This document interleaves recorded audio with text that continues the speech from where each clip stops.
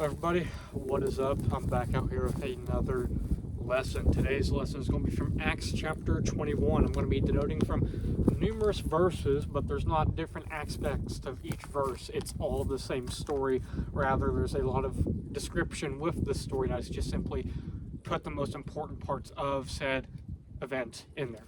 So, starting at Acts chapter 21, verse 27, it states, "And when 7 days were almost ended, the Jews which were of Asia, when they saw him," referring to Paul, "in the temple, stirred up all the people and laid hands on him."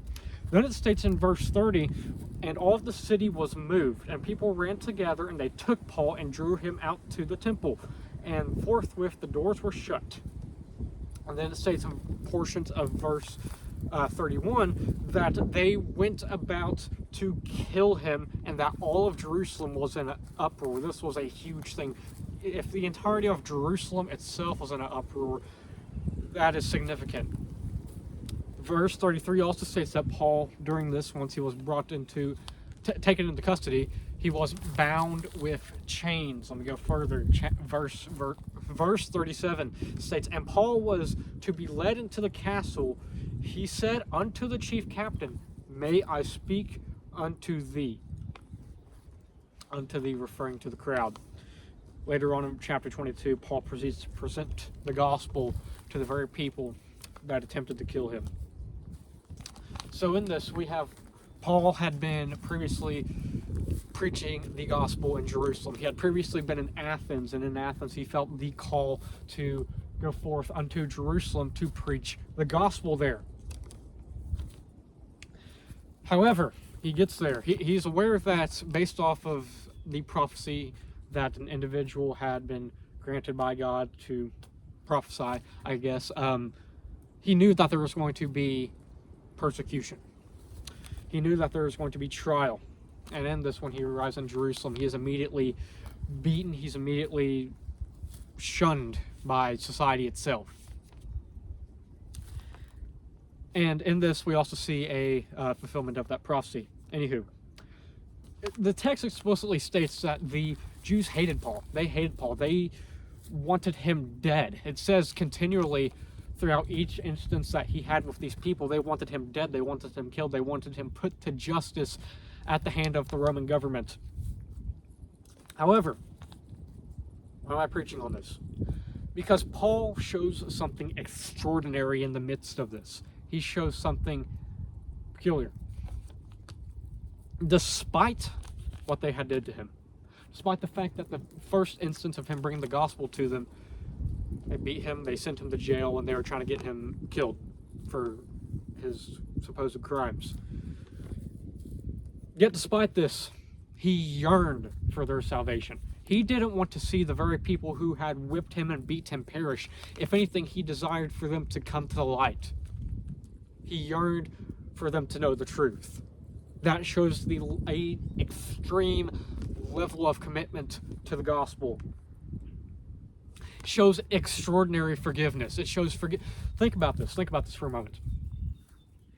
Most, 99% of people everywhere, I'm willing to put 99.5 out there as a statistic, if a similar situation were to occur to them, if they were to proceed to go out into the street, preach the gospel, and then people started beating on them and started getting the government, trying to get them arrested based off of false accusation. It states throughout here that Paul was being falsely accused of various things.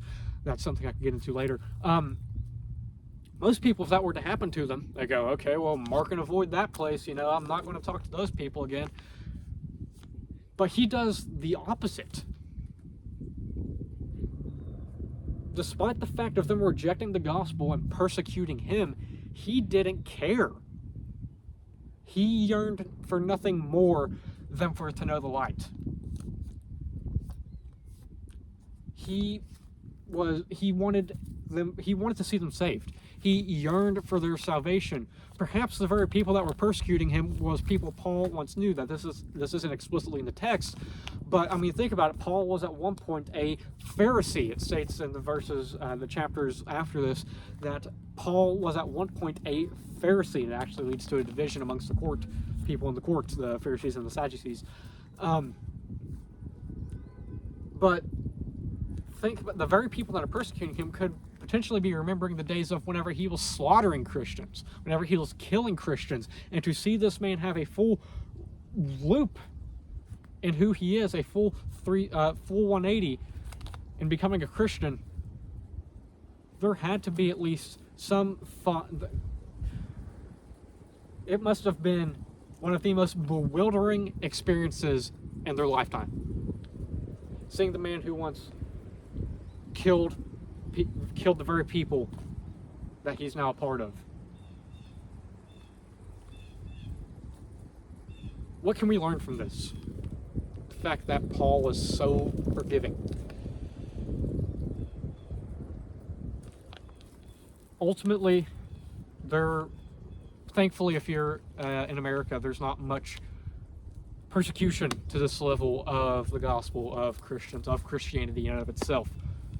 But there can be social persecution, ultimately. Social persecution and physical are two very distinct different things.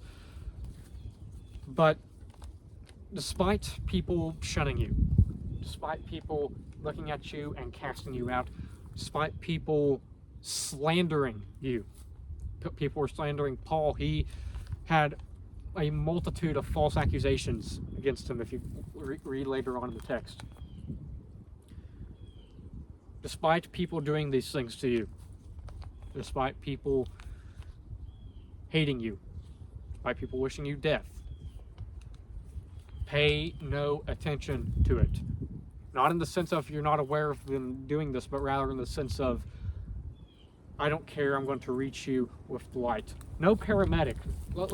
Let's think about this for a minute. When a paramedic is saving a person, when a paramedic's attempting to give somebody aid, sometimes if it's a more extreme injury, the person will be like, no, what are you doing? I don't want this. I don't want this. Get off of me, right? Get off of me.